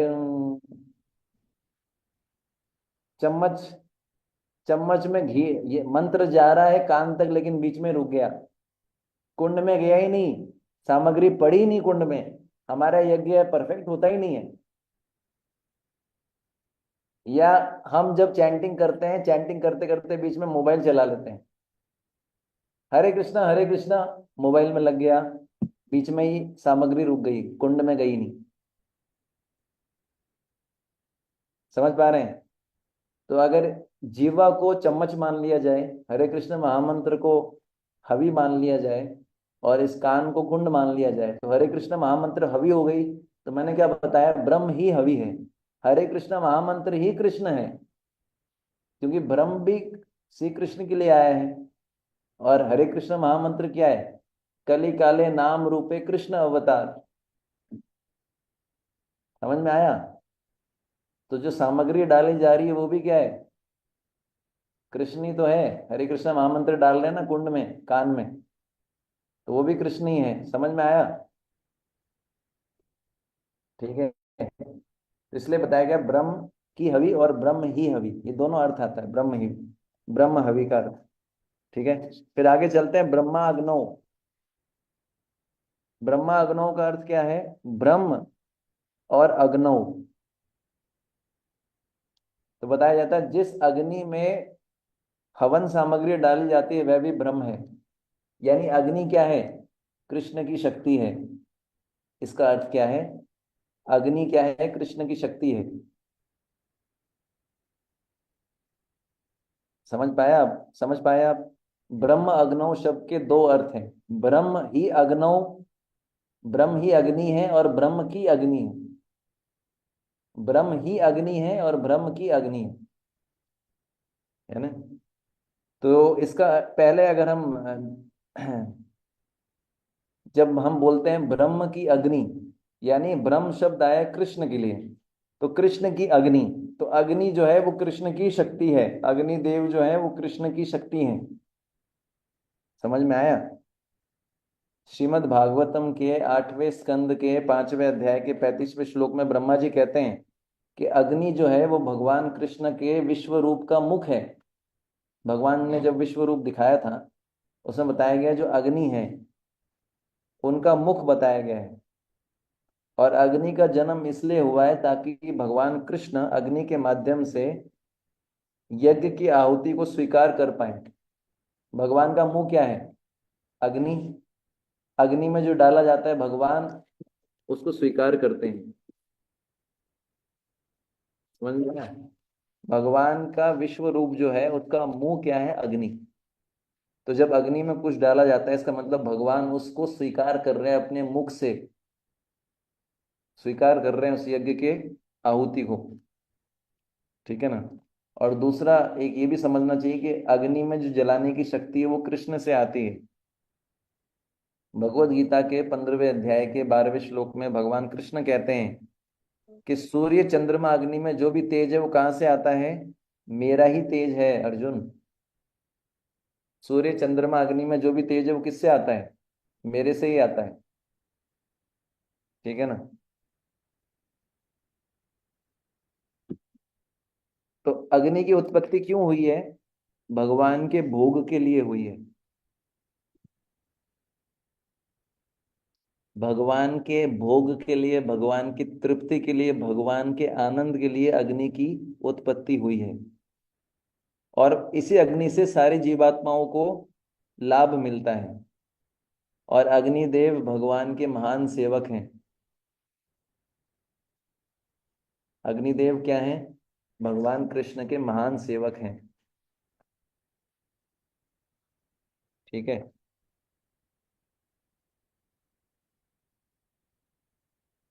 फिर आगे बोलते हैं ब्रह्मणा हुतम। ब्रह्मणा हुतम का अर्थ क्या है? ब्रह्म के द्वारा ही आहुति डाली गई। अब यहां पर ब्रह्म शब्द आया है जीवात्मा के लिए। जीवात्मा के द्वारा ही आहुति डाली गई, है ना। तो ब्रह्म शब्द का सामान्य अर्थ होता है जो वस्तु भौतिक ना होकर आध्यात्मिक हो, जो वस्तु अनित्य ना होकर नित्य हो, उसको बोला जाता है ब्रह्म। ब्रह्म के कई अर्थ हैं। एक अर्थ ये भी है कि जो वस्तु भौतिक ना होकर आध्यात्मिक हो, जो वस्तु नित्य ना हो, अनित्य ना होकर नित्य हो। समझ में आ रहा है? तो यहाँ पर ब्रह्म शब्द आया है जीवात्मा के लिए। ब्रह्मणा हुतम का अर्थ क्या है? जीव आत्मा के द्वारा आहुति डाली गई।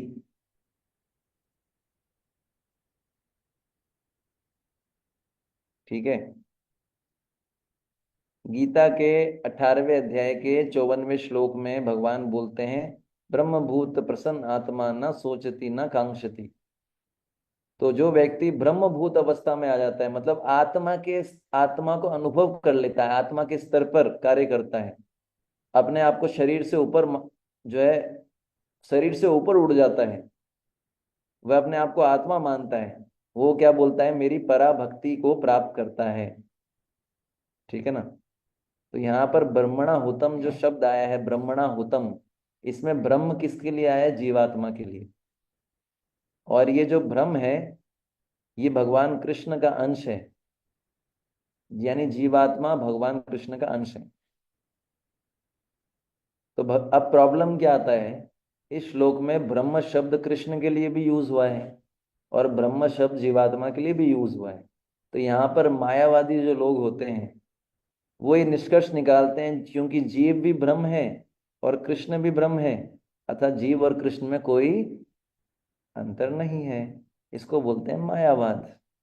देखा कितने बुद्धिमान है मायावादी लोग।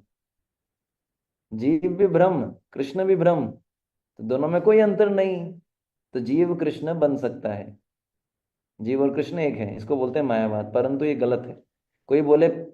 कोई बोले कि पिता भी मनुष्य है पुत्र भी मनुष्य है, तो पिता और पुत्र एक ही हैं। ये क्या बात है? पिता भी मनुष्य है पुत्र भी मनुष्य है, तो पिता पुत्र एक हो गए क्या? अगर हम कंपैरिजन करें, ठीक है ना, दोनों में महान अंतर है। अगर हम शक्ति की बात करें, बुद्धि की बात करें, बल की बात करें, तो पिता और पुत्र में कितना अंतर होगा, भले ही दोनों मनुष्य हैं। ठीक है ना, समझ में आया? अगर हम आग की बात करें और चिंगारी की बात करें, चिंगारी भी आग की तरह जलाती है, पर फिर भी चिंगारी आग नहीं है। जीवात्मा भगवान जीवात्मा में भगवान के गुण है, लेकिन जीवात्मा भगवान नहीं है। चिंगारी कभी आग, चिंगारी जो है चिंगारी रहती है, आग आग, इसी को बोला जाता है अचिंत्य भेदा भेद। जीव जो है भगवान है भी और नहीं भी। हम गुणों की दृष्टि से भगवान के समान है, लेकिन मात्रा की दृष्टि से अलग है। फिर भगवान बोलते हैं ब्रह्म एव तेन गंतव्यम, अर्थात उसके द्वारा ब्रह्म ही पहुंचने योग्य है। यहाँ पर ब्रह्म एव तेन गंतव्य का अर्थ क्या है? यहाँ पर ब्रह्म शब्द का अर्थ क्या है? यहाँ पर ब्रह्म शब्द का अर्थ है भगवान का परम धाम, गोलोक वृंदावन, बैकुंठ लोक। देखिए ब्रह्म शब्द का अर्थ बार बार चेंज होगा।